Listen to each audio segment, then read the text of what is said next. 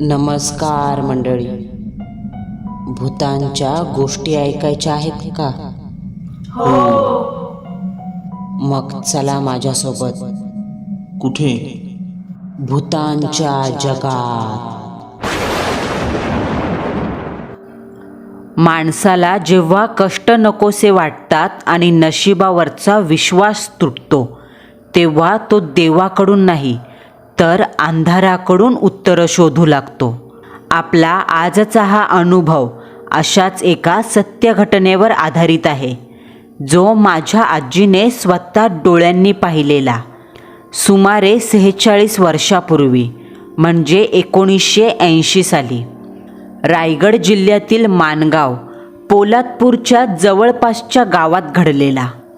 हा अनुभव आहे धन मिळवण्यासाठी आत्मा विकणाऱ्या माणसाचा आणि त्या एका चुकीच्या निर्णयाने संपूर्ण भगत कुटुंब कसं उद्ध्वस्त झालं याचा.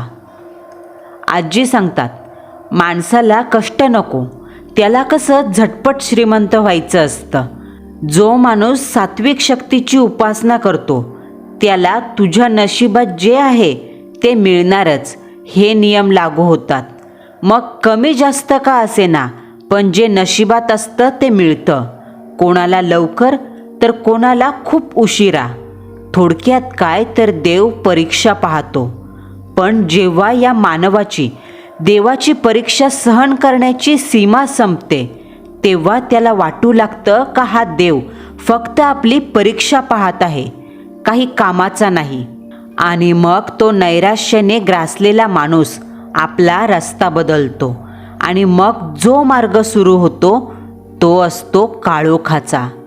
मग या काळोख्या वाममार्गाने ती लोक श्रीमंत बनण्यासाठी काळ्या जादूचा सहारा घेतात आणि मग उदयास येते गुप्तधन, पैशाचा पाऊस, अशा काळ्या जादूच्या विद्या. आजचा अनुभव देखील असाच आहे, पण या सगळ्यांपासून थोडा वेगळा, ज्याचं नाव आहे धनपिशाच. एका ग्रंथात अशी आख्यायिका आहे, लक्ष्मी देवी एकदा निद्रेत असताना एक पिशाच अदृश्य स्वरूपात तिथे आलं, जिथे त्याने थोडंसं लक्ष्मी देवीचं रक्त प्राशन केलं आणि पाताळात निघून गेला. आणि जेव्हा त्या पिशाच्याने संबंध प्रस्थापित केले, तेव्हा त्याच्यामुळे धनपिशाच्याचा जन्म झाला. हा धनपिशाच एका विद्येमार्फत चेड्याप्रमाणेच एखाद्या नारळात किंवा पाशाने गोट्यात भरून मिळतो. पण चेडा फक्त ऊर्जा स्वरूपात असतो, तर या धनपिशाच्याला एक आकार असतो. जो कोणी वापरकर्ता याचा वापर करतो, याला सिद्ध करतो, त्याला हा दिसतो. आणि या धनपिशाच्याला डायरेक्ट आदेश दिला जातो, याच्या घरी चोरी कर, अमक्याच्या घरून सोनं नाणं आण. आणि हे पिशाच रात्री 2 ते 6 या दरम्यान ते काम करते. अजूनही बरीच माहिती आहे, ती अनुभवात पाहू. रायगड 1980 साली कनाराम राजाराम भगत यांच्या परिवारात बायको हिरकणी उर्फ हिरू या गृहिणी होत्या आणि या दोघांना एकुलता एक मुलगा रवी. असा कनारावांचा परिवार होता. परिवार म्हटलं का संसार आला. दैनंदिन जीवन जगण्यासाठी पैसा अतिमहत्त्वाची गोष्ट आहे. घरात सामान लागतं, घालायला कपडे लागतात, मुलांच्या शाळेचं सामान, वेगवेगळा खर्च होतच असतो. आणि ज्यांच्याकडे पैसा नाही त्याला फुटक्या नशिबाचा किंवा दारिद्र्यहीन असं हिणवलं जातं. कनारामसुद्धा खालच्या रेषेतल्या चौकटीत येऊन बसत होते. अलीकडे एका सावकाराच्या कारखान्यात ते कामाला होते. त्या कामाचे त्यांना जे पैसे मिळायचे त्यावर त्यांचा उदरनिर्वाह चालायचा. पण काळाने घाला घातला आणि सावकाराचा मृत्यू झाला. त्यात सावकाराला मुलबाळ नसल्याने सावकाराच्या बायकोने बॉम्बेच्या एका गुजराती मारवाड्याला कारखाना विकून टाकला. त्या मारवाड्याला मराठी माणसाची फार चीड, म्हणून त्याने जी मराठी माणसं कारखान्यात कामाला होती त्यांना धक्के मारून कामावरून काढून टाकलं. त्यामुळे कनारामचा वाईट काळ सुरू झाला. उपासमारीची वेळ आली. 2 वेळचं जेवण मिळणंसुद्धा कठीण होऊ लागलं. दिवसभर कनाराम फक्त घरी बसून असायचे. हळूहळू बेरोजगारीत दिवस ढकलत होते. अंगात काम करायची ताकद होती, पण आळसमध्ये येत होता. त्यात दुसऱ्याची मुजोरी करायची म्हणजे पुरुषी अहंकारमध्ये यायचा. नवरा जेव्हा घरी बसतो, कामधंद्याचं पाहत नाही, तेव्हा बायको शिव्या देते, किचकिच घालते. काय मेला घरी बसलाय, कामधंदा नाही करायचा का, असं म्हणते. पण इथे परिस्थिती वेगळी होती. हिरूबाईंचा नवऱ्यावर विश्वास होता. प्रत्येक कठीण काळात त्यांनी नवऱ्याला साथ द्यायची ठरवलेली. आणि जेव्हा नवऱ्याच्या पाठीवर बायकोचा विश्वासाचा हात असतो, तेव्हा त्याला एक वेगळंच बळ मिळतं. पण या बळातून मात्र एक वेगळाच अघोरी प्रकार उदयास आला. बेरोजगार कनाराम घरी बसून बसून कंटाळा आला का नाक्यावर जाऊन बसायचे. अशात एके दिवशी कनाराम नाक्यावरच्या एका बाकावर बसून बिडी फुकत होता. तेव्हा तिथे एक अघोरी बाबा आला. एकही भाग न सोडता सर्व अंगाला चितेतून जळून गेलेल्या प्रेतांची राख फासलेली, डोक्याच्या टाळूवर केसांच्या मधोमध गोलाकार जटा बांधलेल्या, अंतर्गत अवयव झाकण्यासाठी एक लंगोट बांधलेली आणि खांद्यावर झोळी अडकवलेली. दुपारचे 12 वाजलेले. तो अघोरी येऊन कनारामाच्या बाजूला बसला. कनाराम आपलं गुपचूप बिडी फुकत होता. डोक्यात कुटुंबाचा, प्रपंचाचा विचार सुरू होता. त्याने एकदा अघोऱ्याकडे पाहिलं आणि पुन्हा बिडी फुकू लागला. ए पोरा, मला पण दे बिडी, माझा गांजा संपलाय. तो अघोरी अगदी ओळख असलेल्या माणसासारखं पटकन म्हणाला. कनारामकडे शेवटची बिडी होती, पण अघोऱ्याचं दिलखेचक बोलणं पाहून कनारामने ती त्याला दिली. घे बाबा, शेवटची आहे, पण पी तू. कनाराम यांनी विडी अघोऱ्याला दिली आणि मग माचीसच्या काडीने स्वतःहून अघोऱ्याच्या तोंडात धरून ठेवलेली ती बिडी पेटवून दिली. त्याच्या या क्रियेने अघोरी भलताच खुश झाला आणि त्यातल्या त्यात त्यांच्या अर्धा पाऊण तास गप्पा रंगल्या. त्यात अघोऱ्याबद्दल कळालं. हा अघोरी काशीवरून इकडे तिकडे भटकत इथपर्यंत आला होता आणि इथल्या एका जुन्या स्मशानात तो विधी करणार होता. जुन्या स्मशानातल्या मातीत, अवतीभोवतीच्या वातावरणात वाईट ऊर्जेचा प्रभाव जास्त असतो, ज्याने विधी लवकर संपन्न होतो. त्यासहित सिद्धीसुद्धा प्राप्त केली जाते. या जुन्या स्मशानांमध्ये केलेल्या सिद्ध्या कधीच फोल ठरत नाही. म्हणूनच जास्तीत जास्त करून जुनं स्मशान निवडलं जातं. कनारामचा या असल्या गोष्टींवर विश्वास नव्हता. तसं त्याने अघोऱ्याला बोलूनही दाखवलं. पण तो अघोरी काही साधासुद्धा नव्हता. त्याला कर्णपिशाचिनीसहित अजून बऱ्याच सिद्धी प्राप्त होत्या. त्या अघोऱ्याने कनारामला अचंबित करत सांगितलं, ऐकलंस का रे? कर्णपिशाचिनीने मला तुझ्याबद्दल सगळी माहिती दिली आहे. ती खरी आहे का बघ. तुझं नाव आहे कनाराम. तुझ्या घरी बायको आणि पोरगा आहे. हल्लीच तुझा मालक मेला. मालकाच्या बायकोने कारखाना मारवाड्याला विकला आणि त्या मारवाड्याला मराठी माणसं आवडत नाही, म्हणून त्याने तुझ्यासोबत बऱ्याच जणांना कामावरून काढून टाकलंय आणि तू आता कुटुंबाचा गाडा कसा हाकायचा याचा विचार करतोयस, बरोबर? त्या अघोऱ्याने सांगितलेली एक एक गोष्ट 100% खरी होती. कनाराम अगदी अविश्वसनीय नजरेने त्या अघोऱ्याला पाहत होते. आपल्या आयुष्यात चाललेला वाईट काळ या अघोऱ्याला कसा कळाला? कारण त्याने तर घरातल्या एकही गोष्टीबद्दल अघोऱ्याला सांगितलं नव्हतं. अशातच कनारामला कळून चुकलं, हा अघोरी साधासुद्धा नाही. कनारामने काही माणसांकडून ऐकलं होतं, गुप्तधन मिळतं, पैशाचा पाऊस पडतो, चेडे गोटे बायंगी घरी आणून बक्कळ पैसा कमवला जातो. पण त्यासाठी खरी विद्या पारंगत असलेला मांत्रिक लागतो. कनारामला या अघोऱ्यात तो मांत्रिक दिसू लागला. कनारामला सोन्याची कोंबडी घावली. आता अंड मागितल्याशिवाय तो कसा सोडणार? बाबा बाबा, मी कडकीत आहे हो. 2 वेळचं जेवण पण मिळेना. काहीतरी मार्ग दाखवा. आमची परिस्थिती खूप वाईट आहे.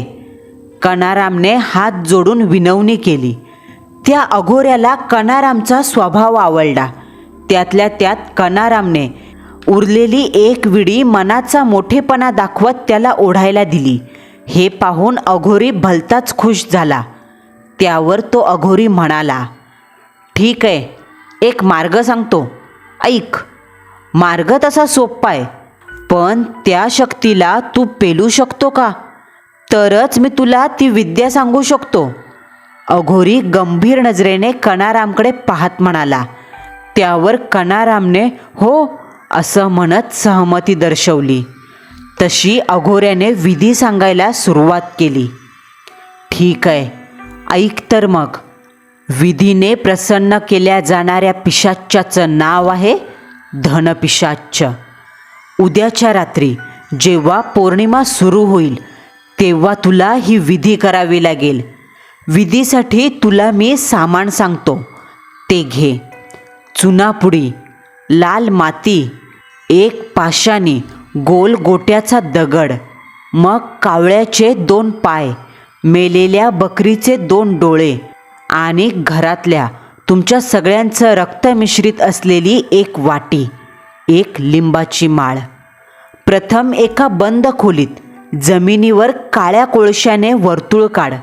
मग रिंगणाबाहेर टिवळी पेटव आणि वर्तुळात तो गोल तुकतुकीत गोट्याचा पाशाणी दगड ठेव. त्याला संपूर्ण लाल माती फास. मग त्या गोट्याला फासलेल्या लाल मातीत बकरीचे डोळे बसव आणि खाली कावळ्याचे 2 पाय लाव. चुन्याने दात विचकत हसणारा जबडा रेखाट आणि ज्या वाटीत रक्त आहे ती पूर्ण वाटी त्या लाल धनपिशाच्य गोट्याच्या टाळूवर ओत आणि मग त्याच्या गळ्यात माळ घालून मी जो सांगतो तो मंत्र म्हण. कालच्च वास्तू आगमनास्ते स्वाहा. हा मंत्र 56 वेळा पूर्ण मनाने म्हण. अघोरी बाबाने अशी एक मोठी विधी सांगितली जिचे मी थोडक्यात वर्णन केलंय. मग त्या खोलीत धनपिशाच्च स्वतः अवतरेल. त्याचं रूप पाहून तू घाबरू नको. तो तुम्हाला काहीही करणार नाही, कारण त्याच्या टाळूवर तुमचं रक्त असेल.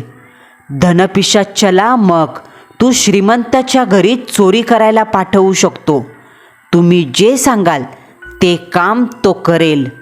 पण एक गोष्ट लक्षात ठेव. अघोऱ्याने डोळे मोठे करून गंभीर स्वरात म्हटलं. त्याला बोलवताना घरातल्या तुमच्या तिघांचं रक्त त्या धनपिशाच्याच्या टाळूवर टाकायचं. एक लक्षात ठेव, तुमच्या घरात जितकी माणसं असतील त्या सर्वांचं रक्त वाटीत असायलाच हवं. एका माणसाचं जरी रक्त कमी पडलं तरी तो माणूस उद्याचा दिवस पाहणार नाही, कारण धनपिशाच्याला पाहुणी आवडत नाहीत. त्याला फक्त स्वतःच्या रक्ताची माणसं आवडतात. आणि समजा जर त्याने कधी माणसाचं रक्त चाखलं तर तुझ्या कामाला पाठवताना तो एक तरी माणसाचा घास घेत जाईल. तो पिशाच्च नरभक्ष बनेल. आणि हो, या धनपिशाच्याला फक्त रात्री 12 ते 4 दरम्यान चोरी करायला पाठव. 4 वाजल्यानंतर त्याची शक्ती कमी होईल आणि दर कामानंतर त्याला एक उलट्या पिसाची कोंबडी नैवेद्य म्हणून खायला द्यायची. जर कोंबडी नसेल तर नारळ फोडून त्यात तुमचं रक्त मिसळून ते खायला द्यायचं. पण मी सांगितलेली चेतावणी नेहमी लक्षात ठेव. असं म्हणत सारी विधी, उपाय आणि चेतावणी सांगून तो अघोरी जागेवरून उठला, जाऊ लागला. पण काहीतरी लक्षात आल्यासारखं करत त्याने मागे वळून पाहिलं आणि म्हणाला, एक राहिलं. एकदा का तुम्ही धनपिशाच्च पूजला की घरातला देव्हारा बाहेर काढावा लागेल, कारण धनपिशाच्च देव जोपर्यंत घरात असतील तोपर्यंत गोट्यात प्रवेश करणार नाही, आणि एकदा का तो गोट्यात आला का पुन्हा देव्हारा घरात येणार नाही. लक्षात ठेव हं. शेवटला तो अघोरी घशातून विचित्र आवाज काढत हसला आणि निघून गेला. त्याची काळसर आकृती डोळ्यासमोरून पूर्णतः गायब होईपर्यंत कनाराम त्यालाच पाहत होते. हा अघोरी फार विलक्षण, चमत्कारिक वागत होता. त्याने सांगितलेली सिद्धी करून पाहायला काय हरकत आहे. तसंही घरी बसून बसून कनारामला काही कामच नसे ना, म्हणून त्याने कोणाकडून तरी उसने पैसे घेतले आणि संध्याकाळी हे सर्व सामान घेऊन कनाराम घरी पोहोचले. पिशवी हॉलमध्ये ठेवून ते न्हाणीघरात हातपाय धुवायला गेले. किचनमधून हिरूबाई बाहेर आल्या. नवऱ्याने पिशवीत नक्की काय आणलंय हे पाहण्यासाठी त्यांनी पिशवीचं तोंड उघडलं आणि जे सामान पाहिलं त्याने त्यांचे डोळे विस्पारले गेले. तोंडाचा आ वासला. त्या किंचाळणार तोच त्यांच्या मागे एक हात आला आणि त्या हाताच्या पंजाने त्यांचं तोंड बंद केलं. हिरे गप, मी आहे, मागून कनाराम हळू आवाजात म्हणाले. कनारामनी अघोरी भेटल्यापासूनचं सर्व बोलणं हिरूबाईला सांगितलं. जे ऐकून त्यांनी प्रतिकार करायला हवा होता, विरोध दाखवायला हवा होता, पण नाही. इथेही बायकोने नवऱ्याची साथच दिली आणि भगत परिवाराचा नाशाच्या दिशेने प्रवास सुरू झाला. सर्व काही सामान आणलेलं, उद्या विधी करायचा या विचाराने रात्रभर कनारामला नीट झोप लागली नाही. मन सतत सांगत होतं, हे वाईट आहे, या मार्गाच्या नादी लागू नको, सत्यानाश होईल, देव पाठ फिरवतील. सतत मनात हे विचार येत होते. विचार मन बदलू पाहत होते, पण लागलीच मनातील हव्यास, लालच या सगळ्यांवरती जहरी अंमल पसरवायचा. कशी तरी रात्र संपली. विधीचा दुसरा दिवस उजाडला. कणाकणाने दिवस घटला आणि एकदाचा पौर्णिमेचा अपशकुनी चंद्र अवतरला. जेवण खावण सर्व झालं. रवीसोबत हिरूबाई आणि कनाराम दोघेही झोपण्याचं नाटक करू लागले आणि 11:15 अंथरुणातून उठले. सर्वप्रथम या दोघांनी भिंतीवर लावलेला महादेवाचा फोटो काढला. त्या फोटोला काळ्या कपड्यात गुंडाळलं आणि माळ्यावर फेकून दिलं.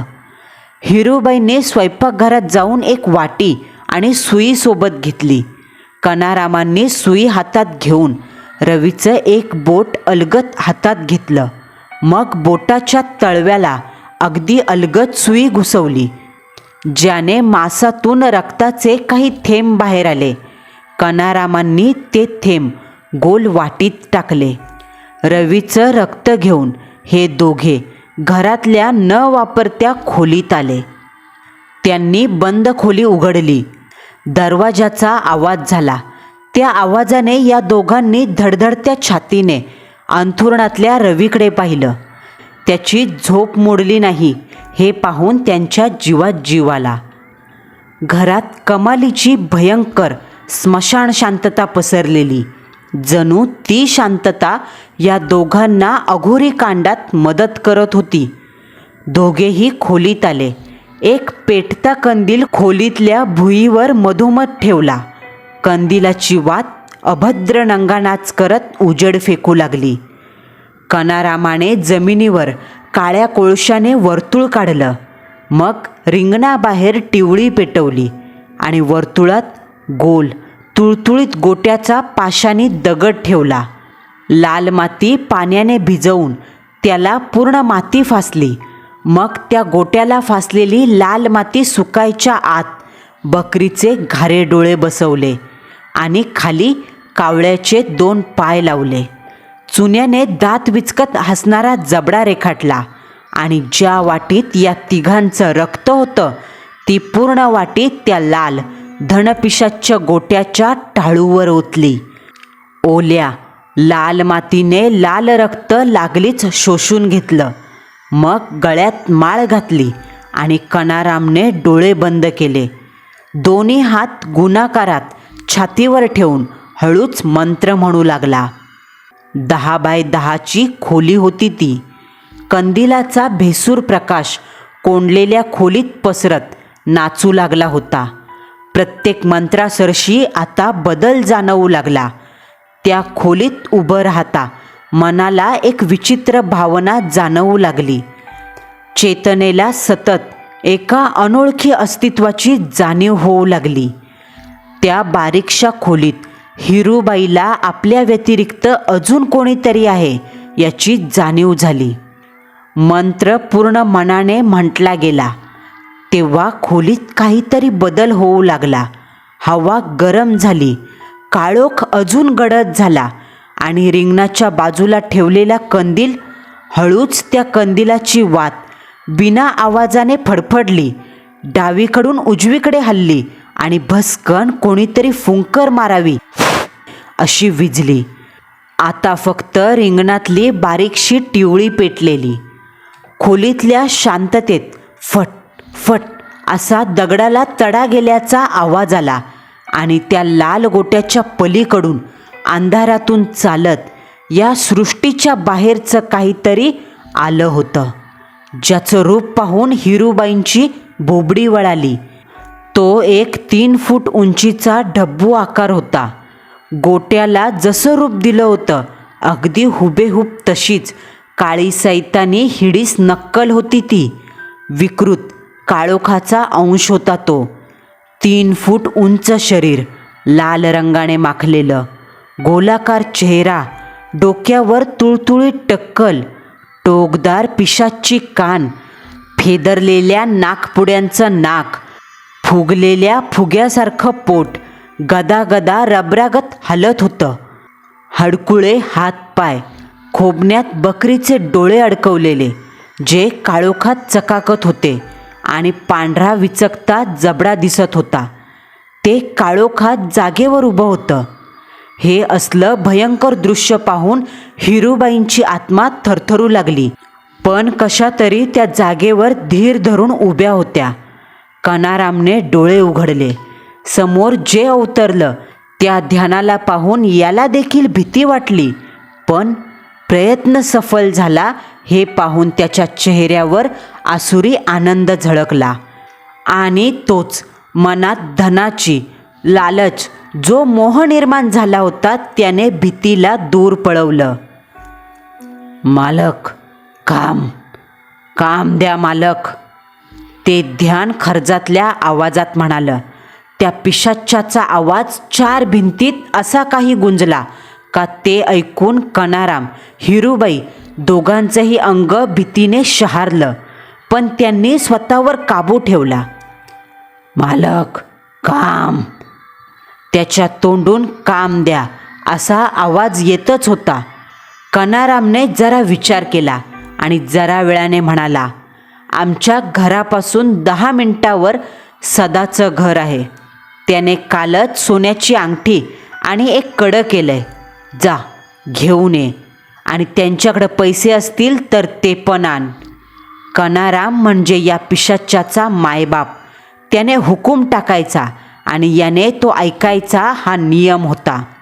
हुकूम सोडताच ते 2 पावलं उलट चालत मागे गेलं आणि गडद अंधारात गायब झालं. फक्त 2 मिनटं, बस 2 मिनटं त्या दोघांनी वाट पाहिली आणि अपेक्षा केल्यापेक्षा लवकरच काळोखात पुन्हा हालचाल जाणवली. रिंगणाबाहेरील टिवळीची ज्योत फडफडली आणि ते ध्यान काळोखातून बाहेर आलं. सोन्याची चकाकती अंगठी आणि हातातला कडा अंधारातून रिंगणापुढे बसलेल्या कनारामच्या पुढ्यात फेकला गेला. काय चमत्कार झाला! आदेश दिला आणि सोनं हजीर. कनारामला तर लॉटरीच लागली. हिरूबाई, कनाराम दोघांच्या चेहऱ्यावर आनंद, आश्चर्य आणि अकल्पनीय भावनांसहित एक भाव पसरला, तो म्हणजे मोह. आजीने सांगितलं, त्या दिवसापासून या दोघांचंच रोजचं हे अघोरी नाट्य सुरू झालं. रात्रीचे 12 वाजले का दोघंही नवरा बायको ती अघोरी विधी करायचे. त्या लाल रंगाच्या गोट्याला बाहेर काढायचे. मंत्रामार्फत साथ घातल्यावर ती घुमसती शक्ती अंधारातून धावत बाहेर यायची आणि मग हे दोन्ही नवरा बायको त्या पिशाच्याला अमक्याच्या घरून धन धान्य चोरून आणायला सांगायचे. पाहता पाहता कनारामाने त्या धनपिशाच्याच्या जोरावर वाम मार्गाने बक्कळ पैसा कमवला. छे, कमवला कसला, बक्कळ पैसा हडपला आणि त्यासहित गावात चोराची भीती पसरली. पण चोऱ्या नक्की होत कशा होत्या हे समजायचं नाही. कारण चोरी तर व्हायची पण तिची चाहूल लागत नसायची. कितीही मोठे टाळे कुलूप लावले तरी घरातून वस्तू धनधान्य गायब व्हायचं. पण मंडळींनो, जेव्हा तुमची प्रगती होते, तुम्ही भरभराटीला लागता, तेव्हा जी लोक कधी तुमच्याकडे पाहत नव्हती ना, ती सुद्धा तुमच्या घराकडे लक्ष द्यायला लागतात. कनाराम याच्या परिवाराला एक वेळ 2 टायमाचं जेवण मिळणं देखील कठीण होतं. खूप साऱ्या लोकांची ज्याने उधारी घेतलेली, आता तो कनाराम कनाशेठ झाला. कनारामच्या घराच्या जागी आता भक्कम असा वाडा उभा राहिला. शेणाने सारवलेली भुई जाऊन फरशी आली, चटई जाऊन सोफा आला. हिरूबाई, जिच्या गळ्यात कधी फुटका मणी नसायचा, तिच्या गळ्यात आता 4-4 दागिने आले. हातात सोन्याच्या बांगड्या घातल्या गेल्या. अंगावर महागडी नऊवारी साडी नेसू लागली. कनारामचा अचानक झालेला कनाशेठ, त्याचं हे राहणीमान आता गावकऱ्यांच्या चर्चेचा विषय झाला.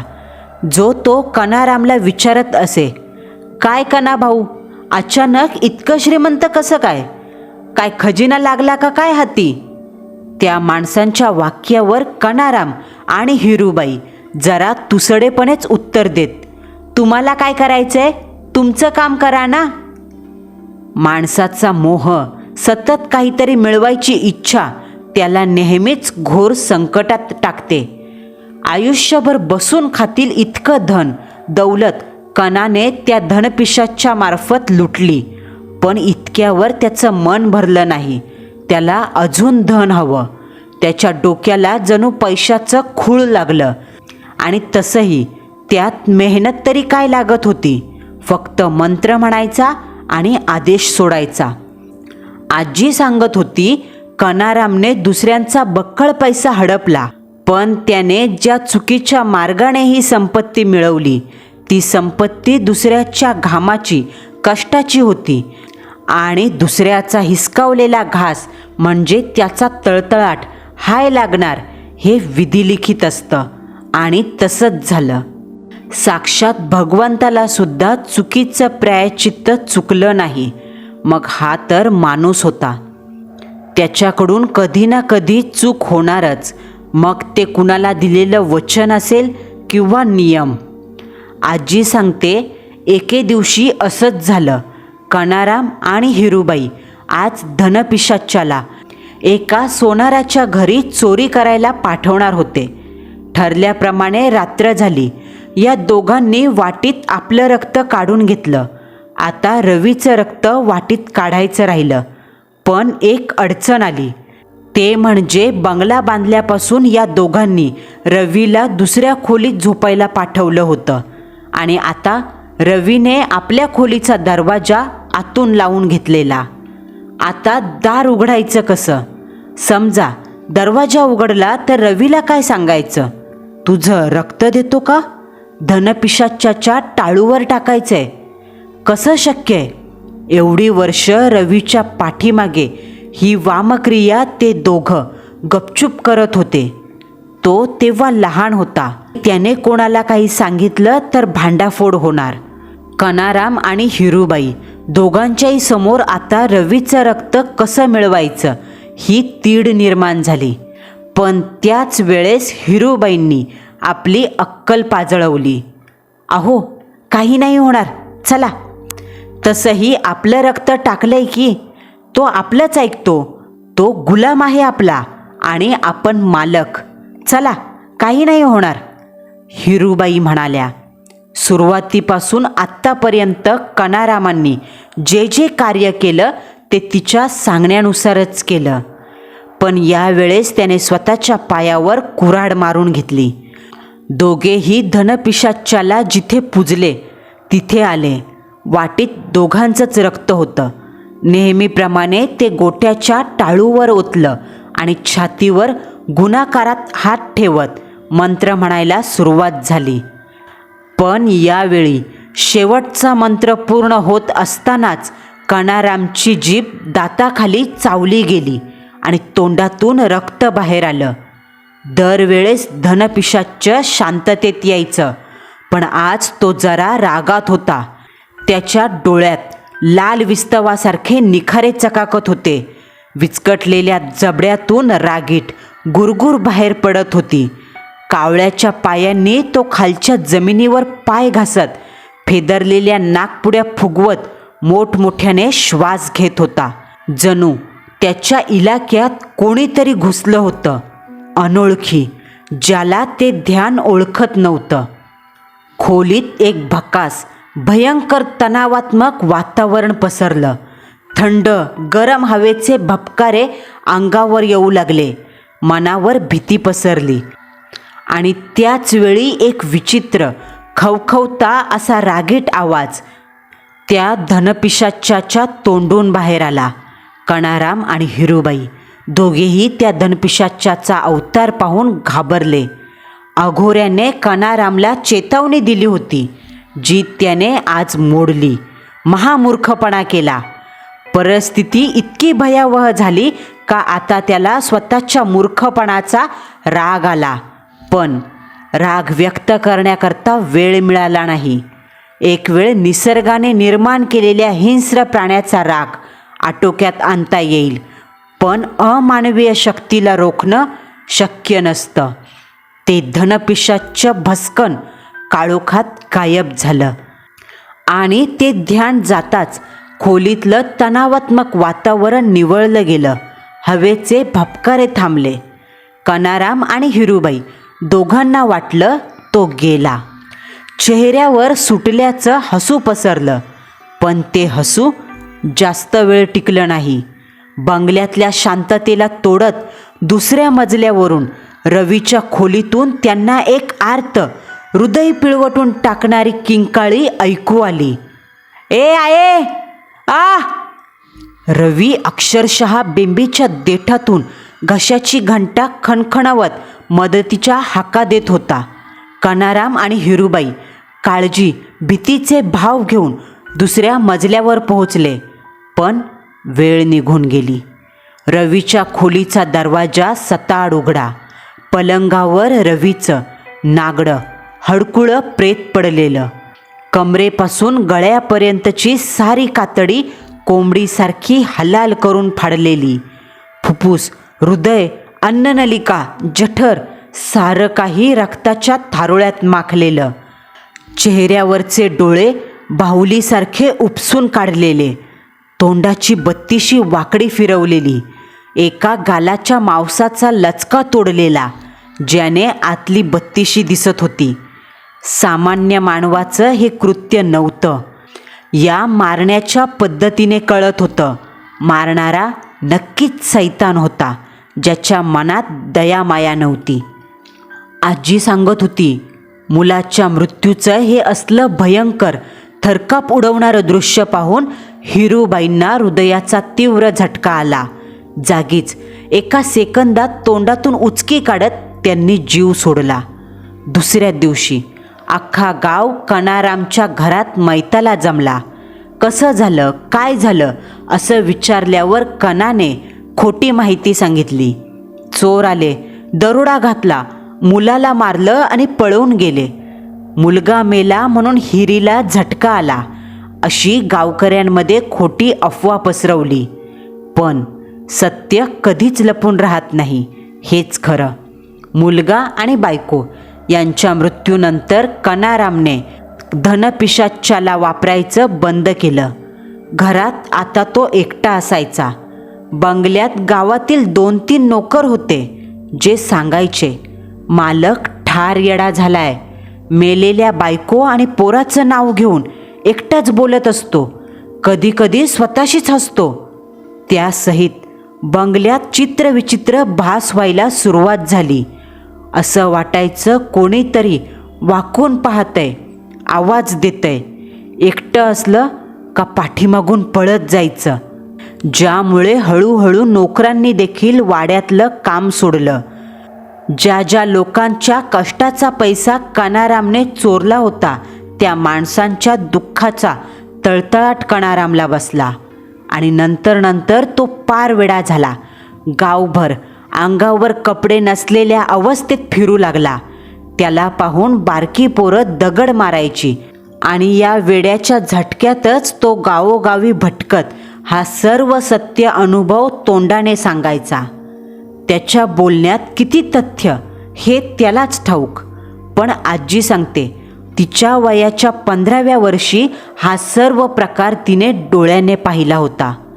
आजीच्या मते आजही त्या गावी कनारामचा भग्न अवस्थेतील वाडा आहे आणि त्या वाड्यात एका बंद खोलीत धनपिशाच्याचा गोटा अद्याप जसाच्या तसा आहे.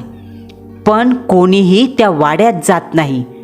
कारण आजूबाजूच्या गावातली लोक म्हणतात हिरूबाई आणि रवी या दोघांची आत्मा वाड्यात हिंडते आणि ती आत्मा तुम्हाला त्या धनपिशाच्यापर्यंत पोहोचू देत नाही. मंडळींनो, म्हणूनच म्हटलं जातं लोभ ही फक्त इच्छा नसते, ती हळूहळू माणसाचं मरण ठरते. जास्त हव्यास म्हणजे मृत्यू. कारण हाव माणसाला कधीच श्रीमंत करत नाही, ती आधी त्याचा देव मारते आणि मग त्याला. मंडळींनो, आपला आजचा हा सत्य अनुभव ऐकल्यानंतर जर तुमच्या दारात कोणी बाबा आला आणि तो तुम्हाला हे धनपिशाच्य देऊ करत असेल तर तुम्ही त्याचा स्वीकार कराल का, हे कमेंट बॉक्समध्ये सांगायला विसरू नका. त्याचबरोबर ज्या मंडळींनी आपला व्हॉट्सअप ग्रुप जॉईन केला नाही त्यांनी डिस्क्रिप्शनमध्ये दिलेल्या लिंकवर क्लिक करून व्हॉट्सअप ग्रुपमध्ये जॉईन व्हा. मंडळींनो, आपला आजचा थरारक अनुभव तुम्हाला कसा वाटला हे कमेंट बॉक्समध्ये कळवायला विसरू नका. पुन्हा भेटू. नवा सत्य अनुभव, नवा थरार.